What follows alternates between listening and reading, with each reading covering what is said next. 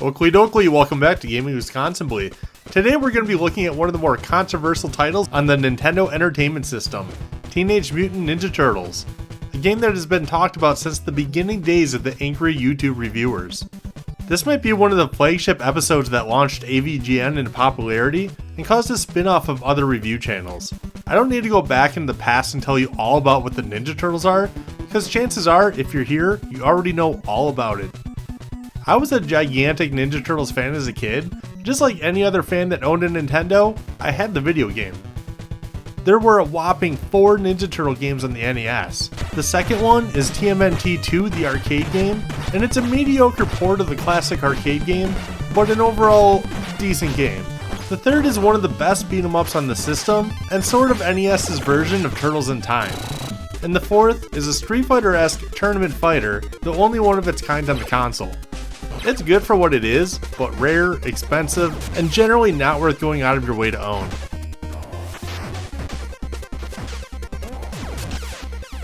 So what's up with the original Turtles game? Like, why the hell is it so widely talked about? It's definitely one of the more love-hate games in the NES library. I have my own complaints about this game growing up, but first, what did AVGN have to say about it? We're gonna check out episode 5 of the Angry Video Game Nerd. Right away, he calls TMNT one of the most annoying games he's ever played, it's garbage, and it sucks ass from a straw. Then he just kinda futzes around with what I would consider poor gameplay. He shows the old Nintendo Power trick of cheesing Rocksteady, and briefly complains about the dam, one of the more talked about levels in NES history. AVGN then goes on to rant about the enemies in this game, which I think everyone would agree with. What's up with Chainsaw Charlie here and these flying whatever the fucks anyway? The enemy choice really made no sense at all, given all the source material available. After that, he brings up how difficult it is to jump on the platforms in the sewers, and asks why the Ninja Turtles of all things can't swim when they land in the water. I have my own theory about this. Out in the dam, theoretically there isn't a bunch of junk and garbage in the water, you know, just the clean stuff that turtles actually like to swim in. In the sewers though, poor Michelangelo here is trying his hardest to keep his head above the water so he isn't choking on shit or getting choked out by plastic can wrappings. Safety first, kids. He also brings up this asshole developer troll of a platform design. You all know, the one where you just get pissed off trying to pass it until you realize you can just walk over it. You can technically just clip onto the platform as well, I believe, if you time a jump just right. I know as a kid, this one definitely fucked me up for a few minutes until I figured out the trick. Back then, we were a hell of a lot better dicking around with this kind of stuff. I believe this is where the classic line of shitload of fuck came from, as well as Cowabunga a piece of dog shit. But what else does he have to say about it? It's diarrhea coming out of his dick and an inside-out asshole regurgitated putrid anal fecal matter. It's a piece of shit and he doesn't like it. There's a whole lot more, but I think that just about covers it.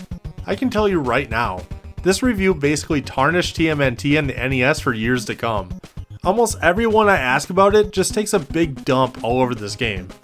Teenage Mutant Ninja Turtles has a huge hole to climb out of. Is this game a delicious pepperoni pizza, or a putrid bowl of turtle soup? Let's take a step back and give it an honest look. Teenage Mutant Ninja Turtles is a pure action platformer game developed by Konami and published by Ultra, and it's not too much different from the likes of Ninja Gaiden or maybe Totally Rad, but the elements of open world and interchangeable characters whom all play a little differently than each other.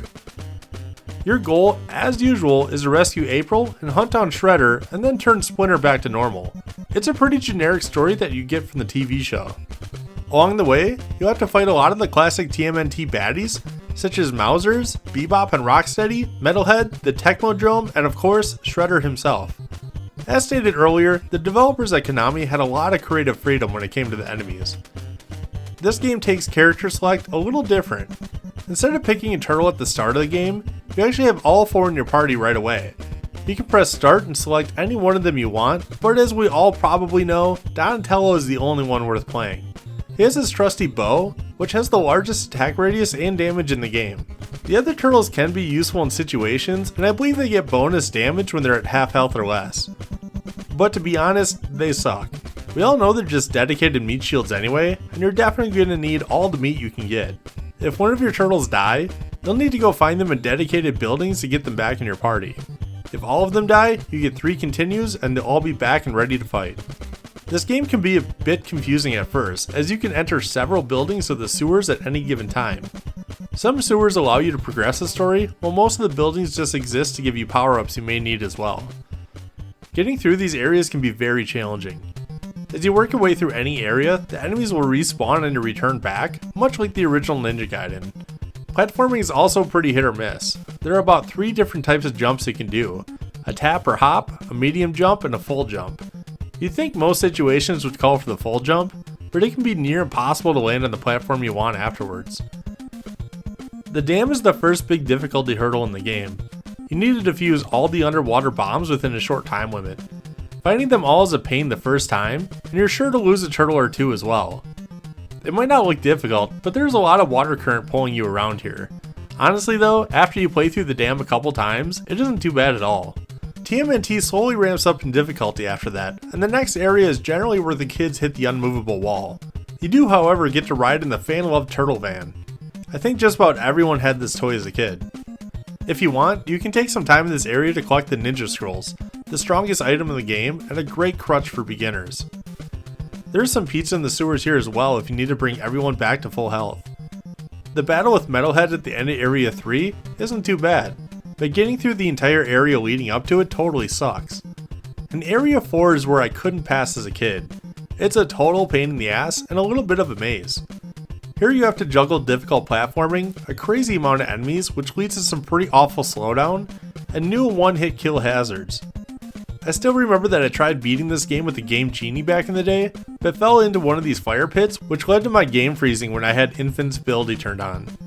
That was probably the last time I played it in a 20-year stretch. And they saved the best for last with these 2 spike rooms. Luckily, they're pretty easy as long as you don't go for that forbidden pizza. The end boss here is just a giant Mauser, and he's incredibly easy to defeat. Area 5 separates the gamers and the pretenders. All you need to do is find the Tecmo Drone, but it's hidden randomly in one of several underground tunnels. The tunnels are very hard, and the enemies here aren't even worth trying to kill, because they take like 1 billion hits. If you play your cards right, you can despawn some of them. Once you finally find the elusive Tecmo Drone, now you have to beat it, and oh boy it's a challenge if you don't figure it out quick. And now we're on to the last area of the game, the Tecmo Drone itself. It's incredibly difficult. It's like Ninja Gaiden 6-2 difficult, but way longer. There are multiple paths you can take, and you really get the use out of your extra meat shields. Hey look, it's Raphael! Leonardo also makes an appearance now. It's pretty easy to forget they're in the game. I won't talk about every room in the Tecmo Drone, but the final room before Shredder is a rage-inducing nightmare. You get all these flying foot soldiers that are hard to kill, deal like 1 billion damage, and almost endlessly spawn. If you've been this far into the game, you know exactly what I'm talking about. The biggest saving grace in the entire game is that Shredder is a complete joke of an end boss, and I'm not even upset about it. Honestly, it's a nice relief for being able to get this far. Never in my life have I been so happy to beat a video game. Seriously, it's like the weight of 30 years off your shoulders. And the ending cutscene is pretty cool too. So we've now made it through Ninja Turtles on the NES, regarded as one of the shittiest and hardest games on the console. Here are my closing notes. I believe this is one of the most underrated games on the console. No, seriously, it does everything you're looking for in an action Nintendo game. It has a really nice escalation of difficulty, the controls are pretty good, the music totally bangs, there are elements of open world, multiple characters, good cutscenes, and it's generally pretty fun. It's weird because the Turtles theme doesn't quite make it into the game, there are bits and pieces of it here and there, but otherwise the soundtrack actually fits the source material perfectly. TMNT is way better than many other games that came from licensed material on the console, except for Batman. Batman is perfect. For everything that I like about the game, there are plenty of things I don't. The difficulty is almost too high at times, to downright frustrating at others. It's hard. It's goddamn hard. I also wish that the other turtles were as useful as Donatello. He was the lamest Ninja Turtle, and don't even try to argue that fact. Some of the power-ups other than the Ninja Scrolls were just no good. In fact, they're downright trolly at times.